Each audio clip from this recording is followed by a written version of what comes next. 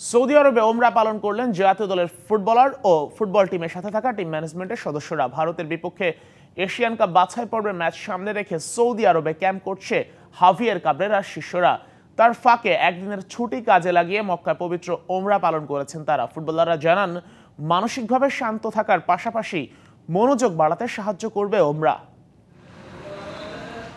Saudi আরবের তায়েফে জাতীয় football দলের ক্যাম্পে টানা 4 দিন অনুশীলনের পর মিলেছে মোটে একদিনের ছুটি, আর সেটি কাজে লাগিয়েই ওমরাহ পালন করেছেন জাতীয় দলের মুসলিম ফুটবলার ও টিম ম্যানেজমেন্টের সদস্যরা। বাকিরা ছিলেন টিম হোটেলেই।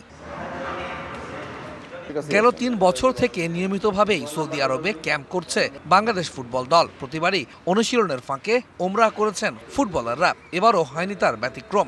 ওমরা শেষে রাতেই আবার হোটেলে ফিরেছেন সবাই। আমরা এটা একটা প্ল্যান করি, হঠাৎ করেই প্ল্যান, এবং প্ল্যানে সবাই বলেছিলাম যে আজকে যেহেতু মানে ব্রেকের দিন, সেই ব্রেকের দিনে আমরা আজকে ওমরা করতে যাব। যেহেতু আমরা এখানে একটা কন্ডিশনিং ক্যাম্প করতে আসছি, ওমরা করার ফলে আমাদের ফোকাসটা আরও বেড়ে যাবে এবং মানসিক একটা শান্তি পাওয়া যায়। আমরা আল্লাহর কাছে দোয়া করব, সবার জন্যই দোয়া করব, এবং আমরা যেন ভারত ম্যাচের যেন জিততে পারি বা ভালো খেলতে পারি, এর জন্য দোয়া করব। ফার্স্ট টাইম যখন আমরা একসাথে মক্কাতে গেছি, আমরা একসাথে কাঁদছি, একসাথে প্রে করছি, সব কিছু একসাথে করছি।